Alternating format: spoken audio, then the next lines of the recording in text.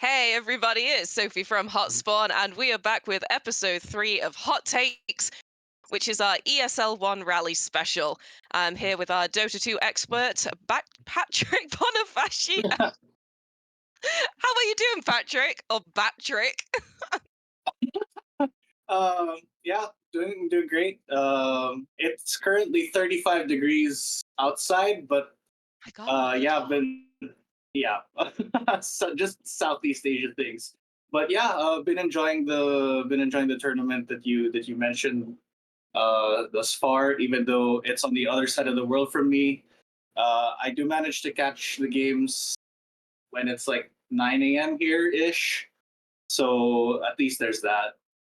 That's it. I mean, when this tournament was first announced and they said it was going to be a ESL One Europe like it was last year, I was super excited. Yeah. Eh, the US is in Europe, totally. Everybody knows that. It's fine. But yes, obviously now it's been moved to North Carolina, and it seems to be going pretty well. For the UK, it's only about 5 hours. I can't remember which way it is. It's only 5 hours difference or so. Yeah, for Yeah. me, it's about a 12-hour difference, so it's a bit of a mess at times, but yeah, we do what we can. Yeah, that's exactly it. I mean, I was going to make a joke about that's why the SEA teams were struggling, and then that felt mean. The jet lag. For realsies though, like that's got to affect people. But I guess if we wanted to start talking about the article that you wrote recently about Nigma, it was a really good start for them, and I guess maybe the copium smells good enough that I wanted it to be the start of a good run for them. Obviously they took down Talon and Shopify Rebellion on day one, and they topped the groups. They topped Group A, and I That don't they think did. anybody in Group B went 4-0. So at one point, they were atop of the tree. Yeah, like So even above everyone else. Like they were the only team that had a perfect record at that point, if I'm not mhm, mistaken. Yeah. exactly. So I guess I want to say that it wasn't expected that as soon as they faced Western Europe teams that they would fall off, but that is exactly what's happened. Yeah, it was basically just a matter of time before they actually faced a team that was good. Um, as as Owen probably wrote in the power rankings, Talon and Shopify aren't exactly top of the food chain material, and then okay, so they ran into say day two. They ran into Spirit first thing on the second day, and Spirit they won Dream League season 25, so Hmm. they've been on the come up for a while now. And then they faced Liquid. So yeah, it was a big ask for Nigma to beat either of those teams. Yeah, the most recent tournament winners versus the reigning TI champions. Yeah, that's Yeah, going to be a tough bet for pretty much anybody. Um, but I guess this has always been super curious for me because when Nigma Galaxy first came out, I think I was probably not the only person that was like, this is going to be one of the next big things. Like, we're going to see them in tier one all the time. They've got Sumail, they've got Kurogi. And that just absolutely hasn't happened. And I just feel like I've never super understood what's gone wrong for them. yeah. I think the first thing that you have to consider with Nigma at the time of their formation is that it happened just a few months before the pandemic started. So Mm. um, it wasn't a great start. Like they went to a few lands before the lockdowns began. Did pretty well in some of them, but from there they were basically just forced to stay home and play, online tournaments as we all know now. And like at the time, it pretty much felt to me at least like it wasn't 2017 or 2018 anymore. And a lot of other teams and players were starting to leave them in the dust. Like, yes, you've got absolute legends on that team like Kuroki and Miracle. We all know what Miracle's capable of, Absolutely. but I don't think they were quite as motivated to like stay on top of their game. And how do I say, they didn't really look into incorporating some of the innovations in Dota, like in professional Dota, into their own play. Then uh, I I don't know if this is like a conspiracy theory tier theory, if you will. Okay, hit But me. but yeah, I just don't think that they ever had like the same passion for winning as they did before, because Nigma is funded by Middle Eastern money, and um, at that point, Kuroki had already been playing for so long. Like he was a Mm, Dota 1 legend as well. Um, Played with Puppy back in the day, even before Dota 2 blew up. So I think after Liquid won TI7, yeah, sure, they made it to the TI9 Grand Finals against OG, which mm. was still, which was I'm saying that's still impressive. But I don't know, it just didn't seem like Kuro in particular had a reason to be trying as hard as before. It felt like Nigma was just like the team that he founded with his friends, and then they would just dick around in tournaments, Yeah, which that is I guess. fine. Yeah, If that's what you want to do, but yeah, I think that's super interesting because I think obviously as a Dota player, your ultimate career goal has to be to win TI, and the amount of people that win TI when they're like 22 is ridiculous. So once you reach the peak of your career at the age of 22 or even younger in some cases, then it's difficult to motivate yourself to keep having that drive to go even further. And I think off the top of my head, and correct me if I'm wrong here, I can only think of Spirit who have not only won TI twice, but have kept that really intense like need to keep winning, and they're still just as good now, arguably, as they were the day that they won TI. And that's really interesting to me. yeah, like OG is the only other team that's ever won TI twice, Hmm. and they the second time that they did it, they walked over everybody. Like they figured out a strategy that absolutely nobody could stop, and nobody could play just as well as they did. So, um, and then we know. I'm sorry. I know you're a fan, but we know what happened to them in the years thereafter, and even today. But so yeah, you're correct in saying that Spirit are the only other organization that have achieved the same thing, but are still playing just as hard as they ever have. Yeah, So exactly. I think with Spirit in particular, Collapse and Yatoro, even though they're two-time TI champions, they I think they still think that they have something left to prove, which is Yeah. insane to think about, because man, winning TI twice is not easy. No, oh my And gosh. they both won a life changing amount of money both times. So Hmm. it's like, yeah, you absolutely deserve to rest on your laurels at that point, but they haven't, which is great to see. Hmm. So stark difference between them and OG in that regard. Absolutely. I'm not blaming OG. I just put that out there. I'm not blaming No Tail. I'm not blaming Seb for anything. They deserve to do whatever they want at this point. They're set for life. But yeah, it's cool to see that Spirit is still at it. Yeah, absolutely. Because I guess with OG, pretty soon after they won that second TI, um, we got the sort of the OG 2.0, and then that was that was really good. And I mean, from I want to say 2022 was the year that OG 2.0 was really good. I think they won 2 majors that year. And then ever since then, they've just barely been able to hold a stable roster.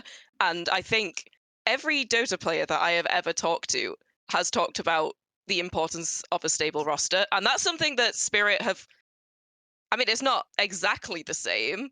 We're still, Yeah. Mira's over on Aurora now, but it's almost the same team, and that's crazy that they've been together for so many years. Yeah, and Yatoro even came back from like his long vacation and said, Mhm. "Damn it, I'm still the best carry player to ever play." So I could not agree more. let's go kick some ass. Yeah. And he still does. Like I was watching so last night I was watching the Spirits um oh my gosh, it's completely gone out of my head. Spirit Falcons that they were playing yesterday. And in game 2, they had Clinks for Yatoro. I guess we should probably just call him Radan now. I always go Yeah. off on casters that refuse. I It's one of okay. If I was going to say a Dota hot take for today, this is slightly on a tangent, but I just have to say it. I think people who call Dota heroes by the names that they haven't had in over 10 years, Oh my god. that it's just bad. You shouldn't like Windrunner. Okay, fine, I guess. Wisp, he is a wisp, so it's not great. Stop calling Nature's Prophet Furion. Okay, stop it. Yeah. I'm actually surprised still to this day that they're allowed to call him Furion because that's a copyrighted name. Yep. I mean, I guess I guess it falls in line with uh, the caster's ability to like refer to League off the cuff whenever they're talking about differences between League and Dota. Yep. It Yep. seems to be fair game for them, so maybe I'm overthinking it. But yeah, I don't want them calling him Furion, just No, like you. because I Yeah. just think Dota has an accessibility problem. Dota is going to die if they don't figure out the Oh, accessibility for sure. problem. Yeah. So why just make it even more inaccessible? It's ludicrous to me. Anyway, I got completely off topic there. So I was going to say that Yatoro Radan was playing Radan, Clink, yeah. and the first game it didn't work. It was terrible, and then he doubled down and picked it again for map 3, and I, like the fool I am, thought that it wouldn't work again, and he absolutely slapped the fuck out of them with it. And I was like, now that is a true 7-0. carry. Yeah, that's a Yeah. carry who knows how good he is on this hero. He believes in his own strategy, and he's going to do it. And this is why I think he's the best carry player in the world. Yeah, for sure. I mean, Radan has always been known for having not a hero pool, but a hero ocean. I can't remember exactly the statistic, but it was some absolutely ridiculous number the first time they won TI, Team Spirit. Yep. And there's just nothing you can do about it. There are only so many bans in the game. It doesn't matter how many, you know, how many Valve, how many bans Valve gives each team with every Yep. new patch or whatever. He's going to find a way, and yeah, that game was a pretty good example. It you can find a way to deal with what he feels like playing, but Hmm. sometimes it just won't matter. He's just him, That's it. That's exactly it. I think the beauty of Team Spirit is even if you find out a way to deal with Radan, then you've got Lal, then you've got Collapse. Like, I Yeah, also thought that Mira and Maposhka were the best support duo in the game. Obviously, Rue is really finding his feet now. I think he's fantastic and he's slotted in really well. So, I don't know. I'm glad it's not my job to try and strategize against them. That's all I'm saying. no, yeah, it must throw either team captains or coaches into fits just trying to draft against these guys. It must be an absolute nightmare. Yeah. Yeah, not only do you have to deal with Radon's like 80 hero pool, you have to deal with the 4 other with his 4 other teammates. Yeah, for sure, it's not an easy task. Definitely not. I mean, the meta at this event has been really interesting. I've seen I'm pretty certain I've seen more than one carry Jakiro, or core Jakiro at least. Yes. Um, Hero's just ridiculous. Honestly, he's been hit with a couple bans ever since 7.38, but I don't know. Just basically turning the hero into budget invoker Yep. on an ability that's already one of the best crowd control skills in the game. Hmm. I don't know. Maybe that was a bit too much. They've since toned down the detonate damage a little bit, Hmm. but at max level, it's still 200. And no, just no. That's not nothing. Yeah. Yeah. Yeah, Exactly. And I really like that they actually gave Jakiro proper facets now, and I really like the exploding ice path one. But it's also yeah. really, really strong. It's like a cheaper cold snap, but Yep. it feels like it's even better than actual cold snap because okay, you can only repeat the stun once, Hmm. but the Yep. the damage is really where it's at. So yeah, this hero still needs a looking at after this tournament, I think. Proper. I mean, I'm going to say no, but only because I'm a Jakiro main. So I'm like, Yeah, I'm yeah, that's what I loving thought. life right now, you know? How many games of Jakiro have you won since the patch? Oh my gosh, I don't even know off the top of my head. I barely have time to play a lot of the time. Okay, fair. Um, but I think since the patch, I think I have like an 80% win rate on Oh, Jakiro, which disgusting. is ridiculous. And like, let me Oh, preface this by saying, like, I am not good at Dota. I've got like 1,000 hours in the game. I'm not good at it. So, but that just furthers the point. yep. Pick Jakiro, guys, if you want free MMR. Yeah, absolutely. Because I guess we're also seeing a lot of position for Muerta, and I know that I'm wrong with my opinion that position for Muerta sucks, but I hate it. She was so much better as a carry. Bring back the Yeah, dead shot prioritizing heroes. yeah, that's a big that's a big difference with if you haven't watched Dota in a while, the last yeah, like if the last thing you knew about Muerta is that she was a carry. Hmm. Yeah, things are very different now. She's much better as a support because Deadshot is a bonkers ability. Yep. It just provides too much value for supports to ignore. And the reason that she isn't really being played as a position one anymore is because she farms like absolute ass, Yep. and it feels like she has 50 movement speed. Even after you get your Maelstrom, and then okay, well, Gleipnir is out of the equation now because that item's just not good anymore. Nope. It's more of a specialist item for supports now because they have it has a radius increase for some AoE spells.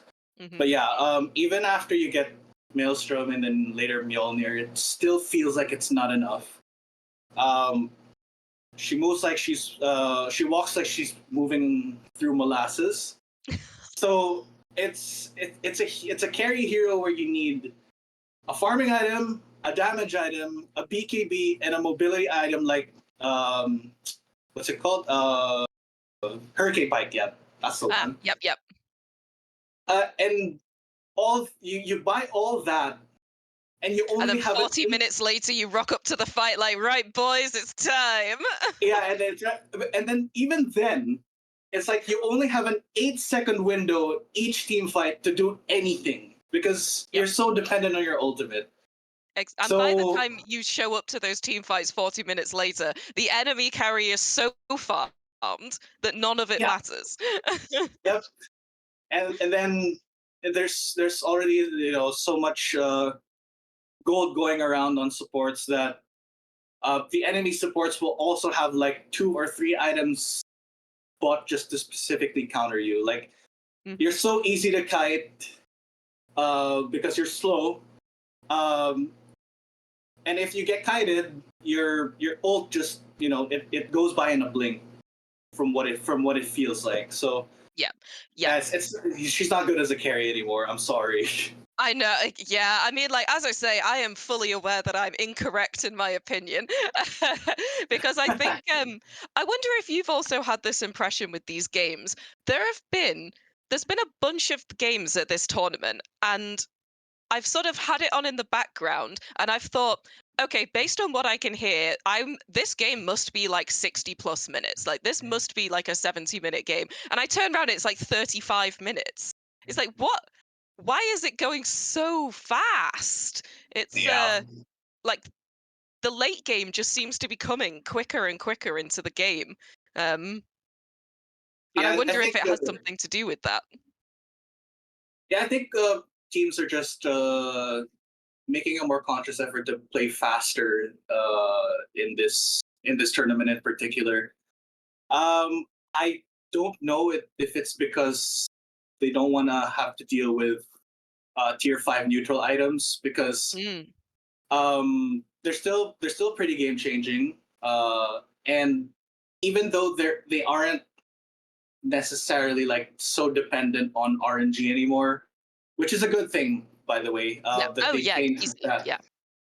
because in the previous neutral item system, sometimes you would just get a Book of the Dead or something, and then the game's over in like 3 minutes after that, Yeah. because but now it's uh yeah, it does feel like teams are playing more for timings than they ever did in previous tournaments.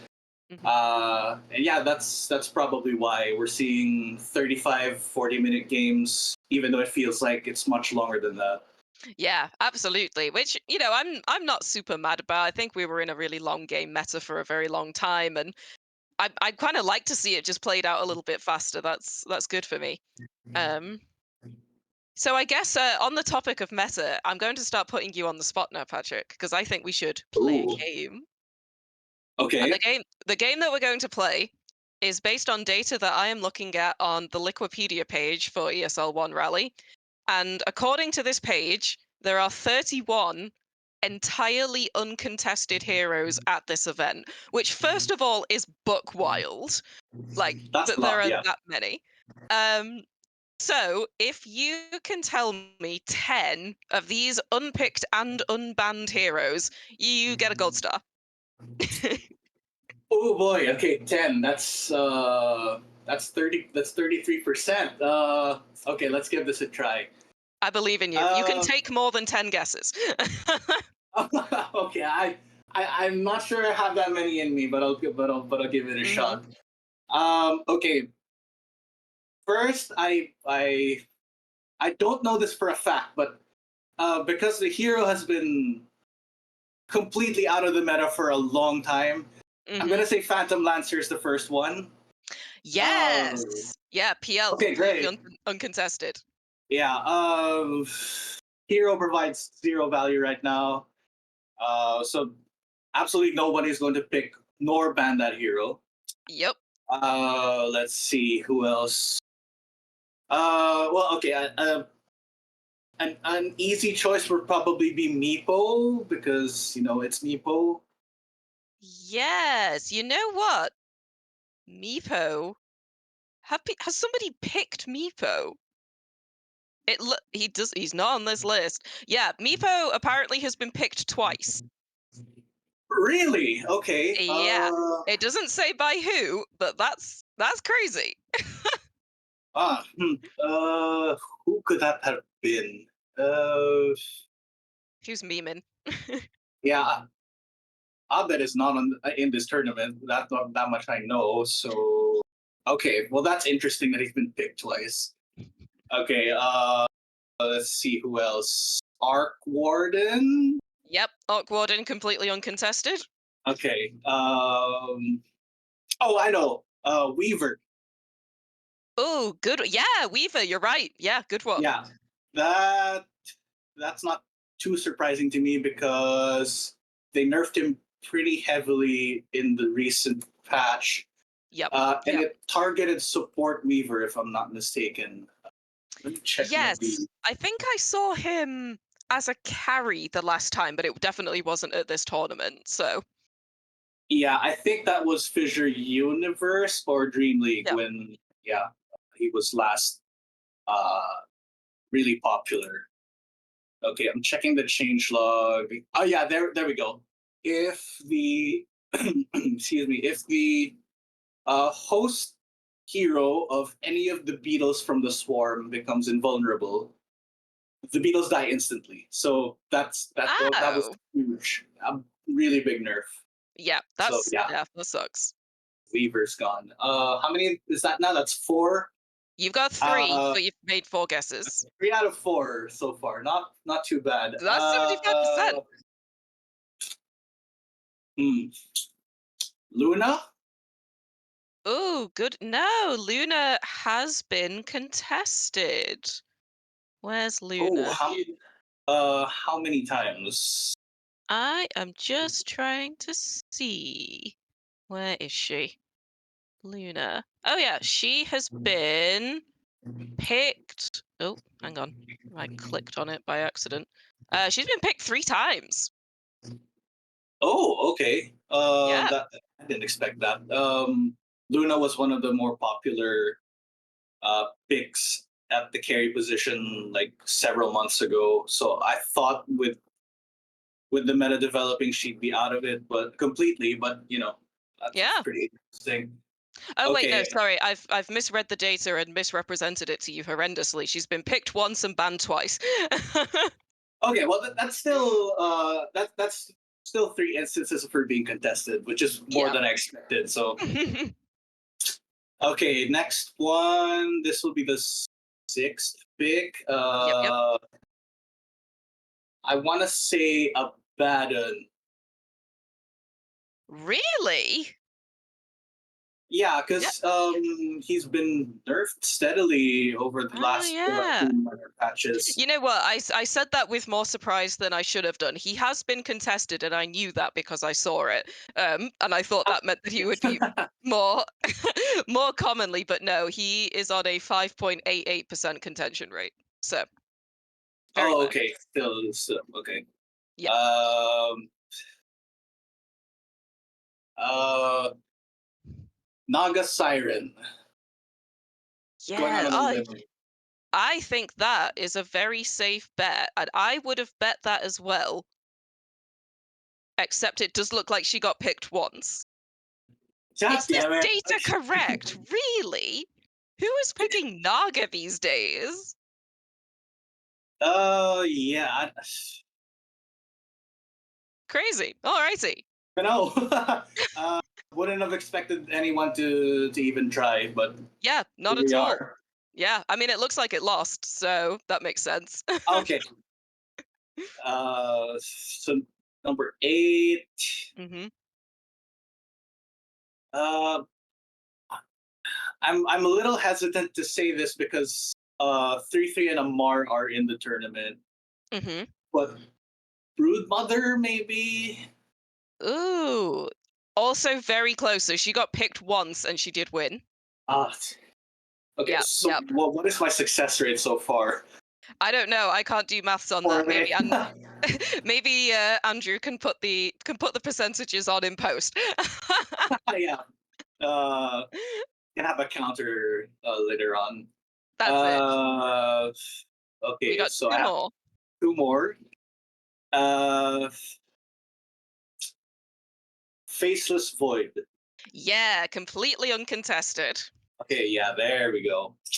Uh, I don't know what they plan to do with time zone. Honestly, that hero basically has just one facet, Yep. and picking time zone is griefing your team.